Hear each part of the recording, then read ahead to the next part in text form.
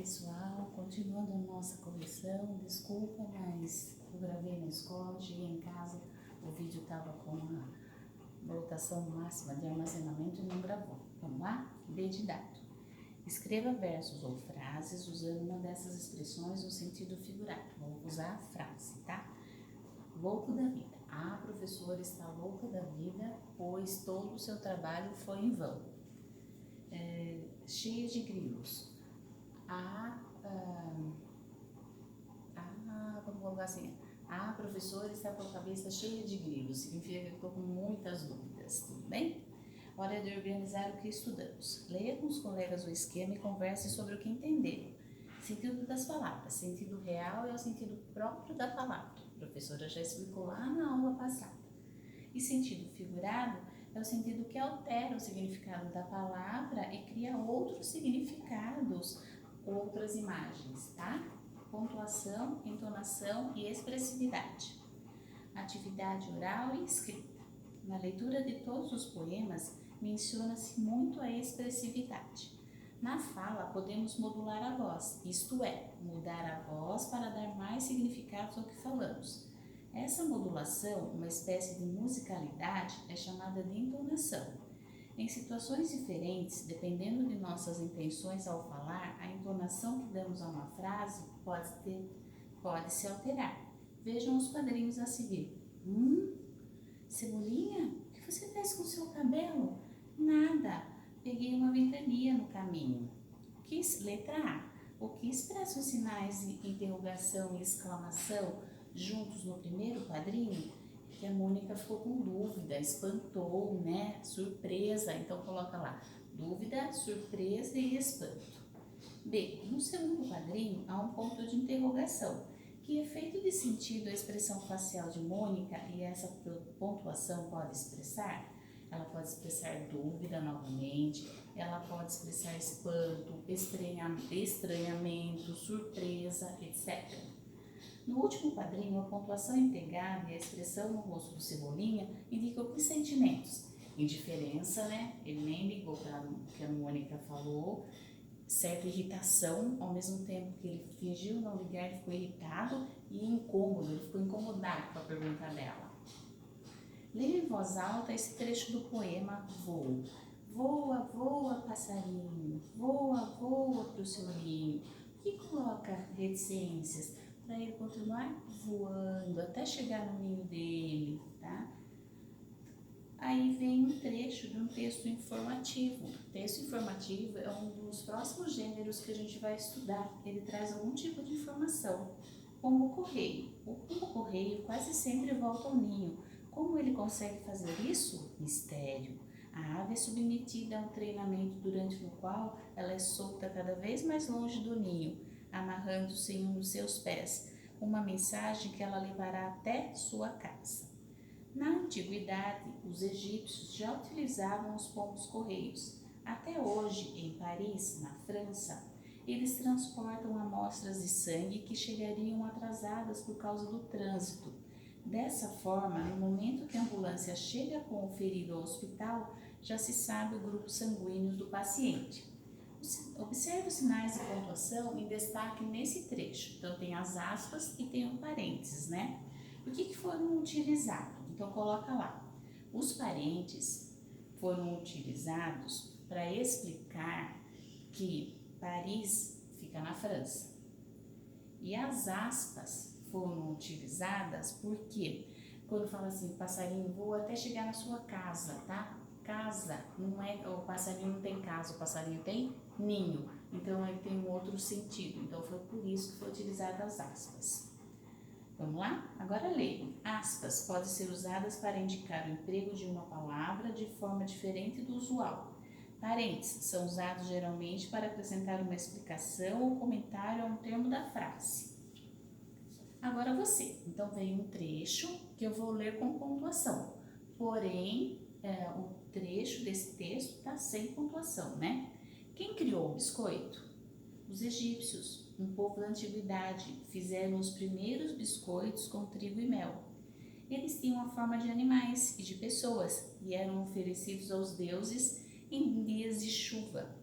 Séculos depois, os franceses aperfeiçoaram a técnica, descobriram que assando a massa 2 vezes reduziu a umidade e a produção durava mais tempo.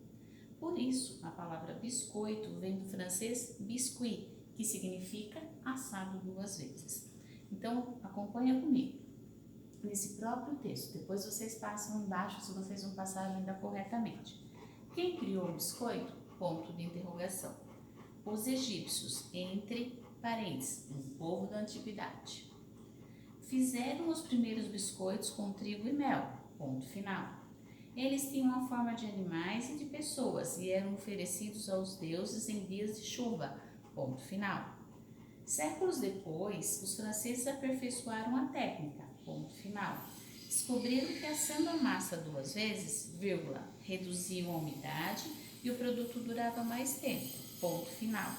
Por isso, a palavra biscoito vem do francês biscuit, entre aspas, biscuit, que significa, entre aspas, assado 2 vezes, ponto final.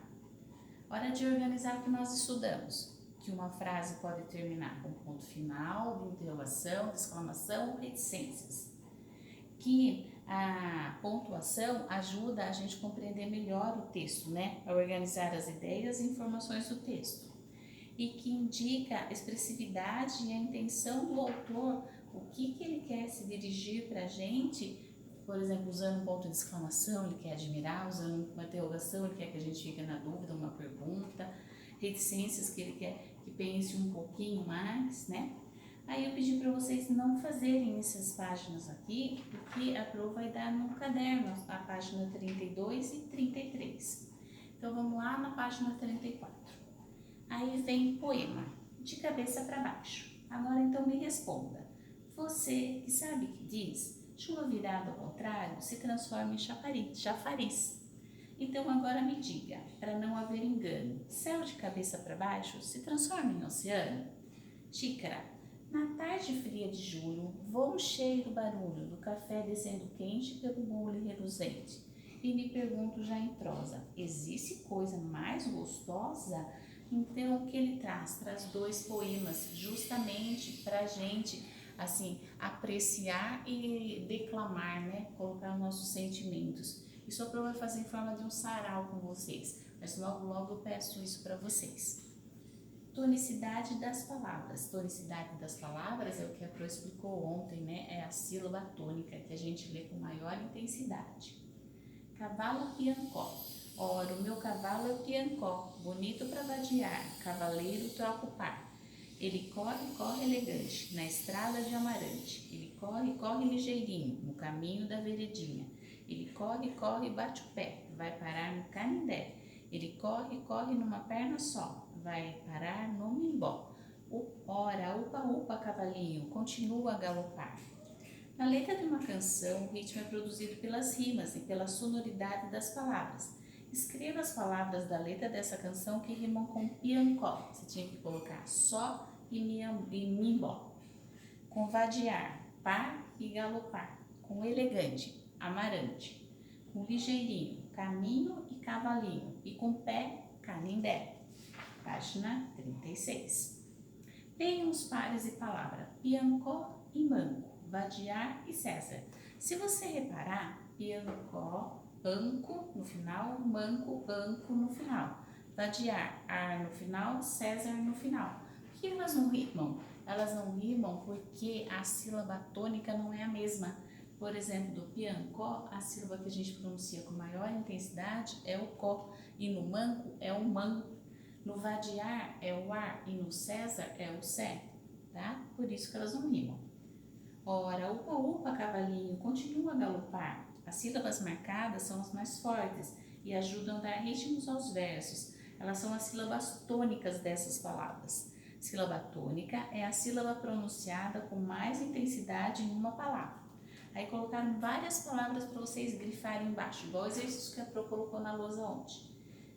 Na palavra cavalo, a sílaba tônica é o vá. Piancó, có, bonito, ni, simpático, pá, cavaleiro, lei, elegante, gan, estrada, tra, amarante, irã, canindé, dé, mimbó, bó, pântano, pan, cavalinho, li. Vamos relembrar o que eu coloquei antes na lousa? Se a sílaba tônica é a antepenúltima, tipo exemplo simpático, a palavra é proparoxítona.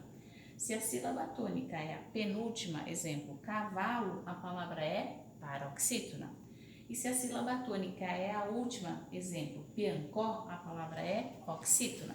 Aí tinha várias palavras aqui que vocês tinham que separar elas no quadro. Então vamos separar galopar. Galopar, sempre aqui, gente, que eu falei para vocês ontem, da direita para a esquerda. Próximo, cavalinho, canindé e líquido, porque parar, próximo e veredinha, eles já tinham separado lá para vocês. Qual é a sílaba tônica de parar? Erar. Do próximo, pró. Do veredinha, di. E de galopar, par. Pega um lápis colorido aí e pinta aí. Do cavalinho, li. Do canindé, dé. E do líquido, o li. Então agora vocês marcam o X no que podemos concluir desse quadro. As sílabas mais fortes estão sempre na mesma posição? Não, ora umas estão na última, ora na penúltima, ora na antepenúltima. As sílabas mais fortes podem aparecer em diferentes posições? Sim, com um X. Há palavras com mais de uma sílaba tônica? Não. A sílaba mais forte só pode aparecer em uma das últimas 3 sílabas de qualquer palavra? Sim. Então, na segunda você põe um X e na quarta você põe um X. Página 38. Hora de organizar o que estudamos. Estudamos sílaba tônica, que é pronunciada com mais intensidade na palavra. Classificando elas. Proparoxítona é a sílaba tônica, é a antepenúltima sílaba e todas elas são acentuadas. Paroxítona, a sílaba tônica, é a penúltima sílaba. E oxítona é a sílaba tônica, é a última sílaba. Assim também aprendo. Aí vem aqui um jeitinho diferente que o poeta fez, né? Esse poema aqui no caso, um poema mais visual, tá? Ele brincou com as imagens. Mesma coisa que aqui atrás. Peraí. Digitar. Aquele da xícara também, ele usou o visual. Peraí. Fruta perdida aqui. Aqui, ó. Da xícara, ele usou o formato de uma xícara, né? Até a alça da xícara ele usou aqui. Vamos voltar. O que estudamos? Agora você tem que ser bem honesto com você mesmo. Eu não estou aí com vocês. Então faça um X nesse quadro aqui, ó. Se você avançou, você coloca um X aqui. Se você precisa estudar mais, coloca um X aqui. Leitura e interpretação do poema. Você avançou, precisa estudar mais. Recurso do poema. Saber que usa linha, estrofe, que tem o tema, o título lá em cima. Vai pôr uma linha para escrever a primeira estrofe, o primeiro verso, tá? Produção de um poema, aí você não pode colocar nada ainda, porque a professora vai dar amanhã, e aí a hora que eu dar uma devolutiva, se você foi bem ou não, aí você coloca se você avançou ou não. Sentido real e figurado. Você aprendeu que sentido real é o verdadeiro sentido da palavra e figurado é um outro sentido que podemos atribuir à palavra? Avançou ou precisa estudar mais? Que todo texto, para ser bem lido, ele tem que ter uma pontuação, entonação e expressividade. Avançou, precisa estudar mais. Tonicidade das palavras oxítonas, paroxítonas e proparoxítonas. Você já sabe que a última sílaba mais forte é oxítona, que a penúltima sílaba mais forte é paroxítona. Se for a antepenúltima e for acentuada, é proparoxítona. Aí você coloca. Oralidade, mais do que nunca é a sua honestidade. Tudo que você fez aí na sua casa, você leu, você participou, assim, porque se fosse na aula eu chamaria você para leitura, aqui não tem como, né? E depois aqui embaixo eles dão 2 sugestões do livro de poemas da Adriana Calcanhoto e do Manuel Bandeira, onde vocês podem apreciar os poemas deles. Precisa comprar? De jeito algum. Assim que vocês voltarem, nós vamos começar a fazer uso da biblioteca da escola. E lá tem vários livros de ótimos poetas para vocês lerem, tá bom? Então, gente, hoje a aula de hoje foi a correção, né? Está em 2 vídeos pelo episódio que eu expliquei para vocês, né? O meu celular está totalmente já armazenado de tantos vídeos que a Pro tá gravando e esqueceu de deletar, então, de apagar, aí aconteceu isso. Por isso que está em 2 vídeos. Estão em 2 vídeos, assim, a correção. Mas amanhã a gente volta com a nova aula de português, tá bom? Até amanhã.